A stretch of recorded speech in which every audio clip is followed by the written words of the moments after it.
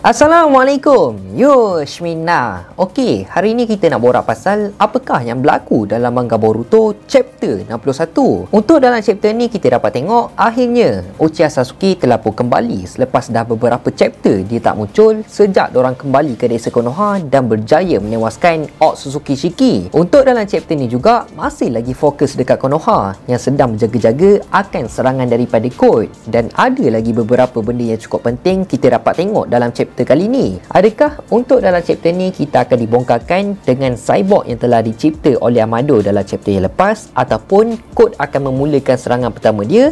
Jadi tanpa melengahkan masa, jom kita start sekarang. Ok guys, sebelum kita sambung ni video, aku ada satu benda yang cukup penting tau nak bagi tahu ni. Baru-baru ni aku adalah layan IG aku. Sampailah dekat satu posting ni, aku ada nampak satu event larian virtual One Piece yang dianjurkan oleh Vlad. So bila aku nampak je posting tu, aku tak tunggu apa, aku terus je register. Sebab apa tau?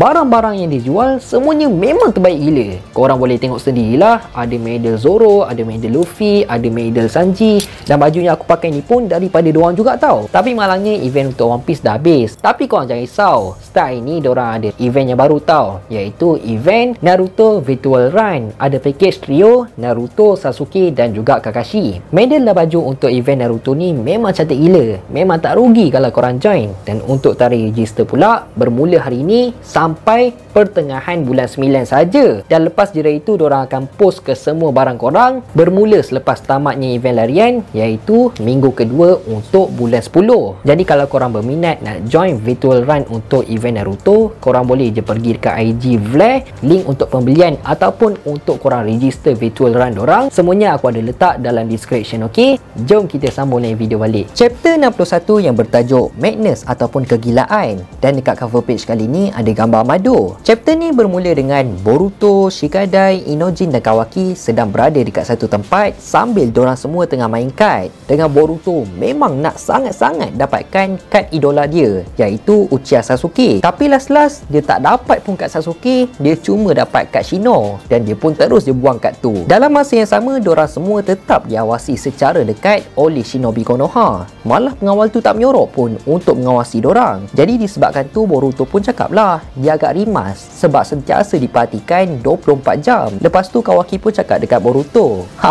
betul lah tu, setiap malam kau tidur macam seorang baby dengan muka bodoh kau tu. Dan diorang pun gaduh lah disebabkan Kawaki cakap macam tu kan. Tapi Kawaki saja je nak mengusik Boruto. Lepas tu Boruto pun cakap lah, desa kan dilindung dengan sensory net yang cukup kuat, jadi kenapa diorang tetap perlu diawasi? Dan Kawaki pun tanyalah, sensory net tu apa? Inojin pun balas, sensory net tu adalah satu barrier yang melindungi di sekeliling desa Konoha, dan secara tak langsung automatik dia akan periksa semua orang yang keluar ataupun masuk ke dalam desa. Tapi Kawaki still tak berapa nak faham lagi, dan Shikadai pun jelaskan dekat Kawaki, cakra ni ibarat macam fingerprint, ibarat macam pengenalan untuk kita lah. So sensory net tu akan periksa kalau orang tu dikenali ataupun tak, dan sensory unit pula akan tahu adakah orang tu musuh ataupun tak. Sama je macam sewaktu Delta Daishiki datang menyerang dorang, dan terus je sensory unit dapat mengesan keberadaan musuh-musuh yang telah masuk ke dalam desa Konoha. Sebab tu Boruto macam pelik, kenapa dorang tetap perlu diawasi walaupun dorang berada dekat dalam desa? Padahal kalau musuh masuk ke dalam desa,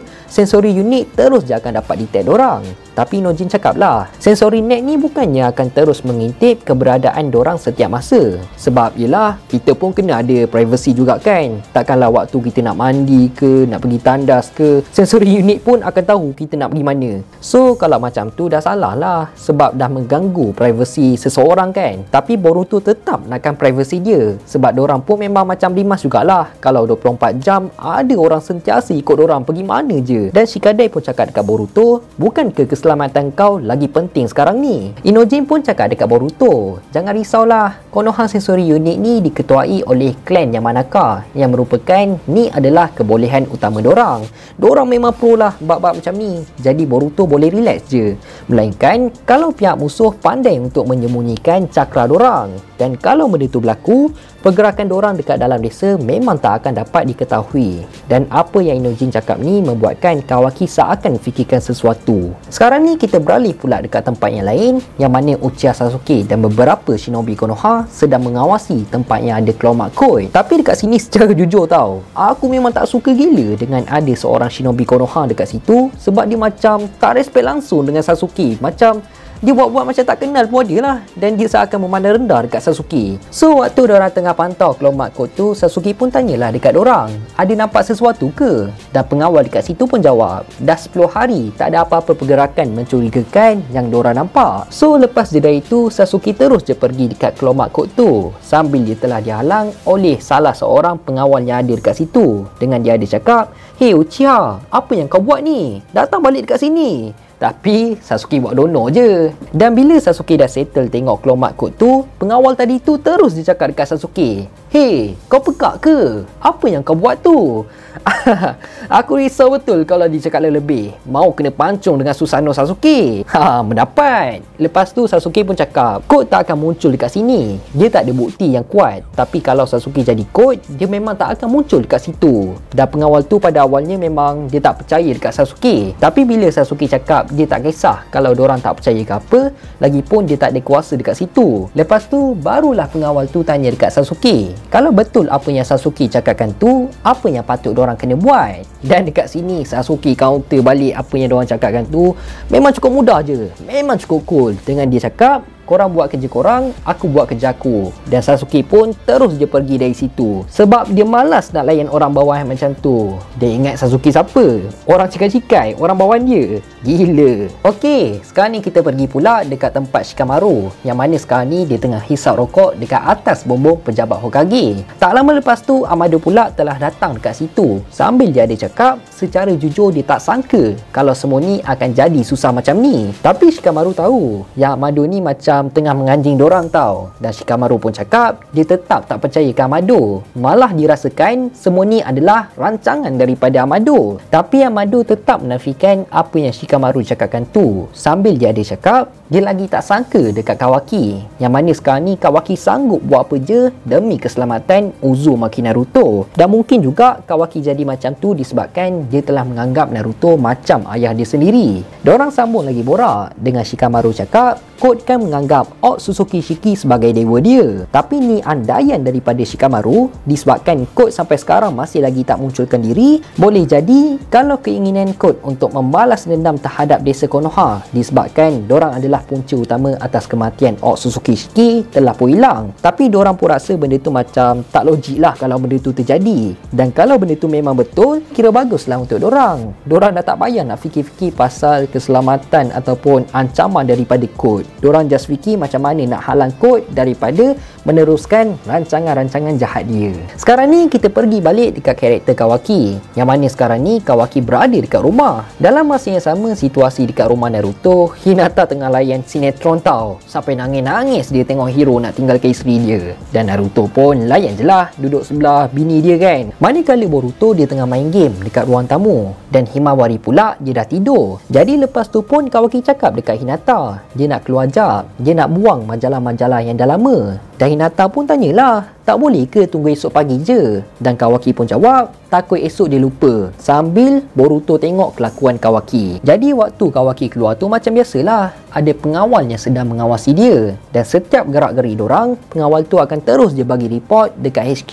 Tapi dekat sini kan, bila Kawaki dah buang majalah tu, waktu dia nak masuk semula ke dalam rumah, dia telah lompat ke dalam satu pokok. Acah-acah macam dia tersalah lompat lah. Jadi bila Kawaki dah masuk ke dalam rumah, Boruto perhati je Kawaki, dan dia pun tanyalah dekat Kawaki, kau okey tak? Lepas tu Kawaki pun jawablah dekat Boruto, dia penat, boleh tak diorang sambung cakap esok je? So Boruto pun macam pelik lah, kenapa Kawaki tiba-tiba macam pelik je kan? Lepas tu secara tiba-tiba, selepas je Kawaki dah naik ke atas bilik, Boruto dapat rasakan keberadaan Kawaki dekat luar rumah. Padahal tadi dia baru je masuk rumah. Tapi Boruto dapat rasakan dekat luar tu adalah Kawaki yang sebenar. Boruto pun pelik lah, dan dia rasakan ni adalah satu muslihat, yang mana yang telah masuk ke dalam rumah tu adalah Kage Bunshin, manakala yang berada dekat luar rumah tu adalah Kawaki yang sebenar. Malah pengawal yang sepatutnya mengawasi diorang pun tak dapat nak kesan Kawaki yang ada dekat luar tu. Jadi lepas je dari tu, Kawaki terus je melarikan diri secepat yang mungkin. So Boruto pun cepat-cepatlah nak kejar Kawaki kan. Tapi malangnya ada pengawal yang sedang mengawasi diorang. Tambah Tambahan, kalau diorang dapat tahu Kawaki melarikan diri, benda tu akan jadi lagi teruk. So Boruto pun bertambah lagi pelik lah. Kenapa sensori unit tak dapat nak kesan cakra Kawaki yang berada dekat luar, tapi diorang hanya dapat kesan cakra Kage Bunshin yang ada dalam rumah je. Jadi lepas dari itu, Boruto pun teringat balik apa yang Inojin cakapkan tadi, yang mana sensori unit tak akan dapat kesan kalau musuh dapat menyembunyikan cakra mereka. So Boruto pun dapat rasakan Kawaki buat benda yang sama juga macam apa yang Inojin dah cakapkan tu. Dan disebabkan tu juga, sensori unit tak dapat nak kesan cakra Kawaki yang berada dekat luar rumah. Dalam masa yang sama, disebabkan Kawaki melarikan diri, Eda yang sedang menidurkan Daemon dekat riba dia pun, dia dapat kesan dengan ability dia yang Kawaki sedang menuju ke satu tempat sendirian. Dan benda ni membuatkan Code tak akan melepaskan peluang yang mereka ada. So Code pun terus je pergi dekat desa Konoha melalui kelomak yang dia dah letak dekat Konoha, sambil Eda memberikan petunjuk dekat Code. Jadi Boruto sekarang ni yang dalam keadaan tertanya macam mana Kawaki boleh buat macam tu, dia pun terus je naik ke atas untuk berjumpa dengan Kawaki. Lepas tu Boruto pun tanyalah, apa yang kau fikirkan? Dan dalam masa yang sama, dia makin pelik. Macam mana dia boleh tahu dekat mana Kawaki yang real sekarang ni? Jadi untuk jawapan kenapa Boruto boleh tahu dekat mana Kawaki berada sekarang ni, berkemungkinan besar disebabkan Boruto sekarang ni adalah seorang Otsutsuki, sama je macam Kawaki. Ataupun diorang sekarang ni ada connect antara satu sama lain. Di hujung chapter kita dapat tengok sekarang ni Kawaki dah berada dekat luar desa menuju ke arah barat. Dan Code pula akan terus je pergi dekat Kawaki dengan petunjuk dari Eda. Dan dia akan terus je tanya secara direct dekat Kawaki apa yang Kawaki nak buat.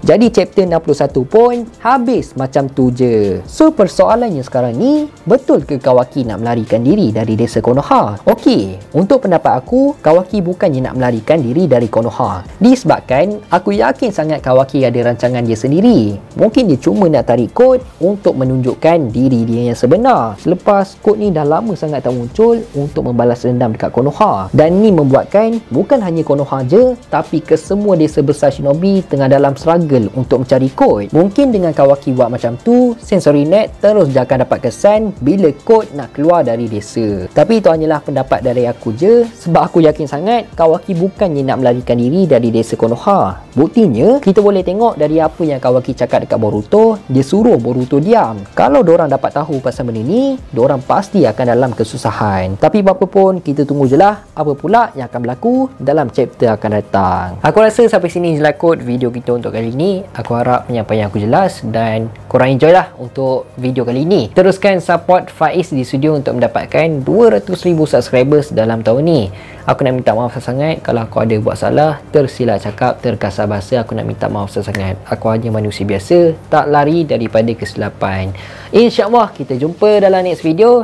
Assalamualaikum. Bye bye.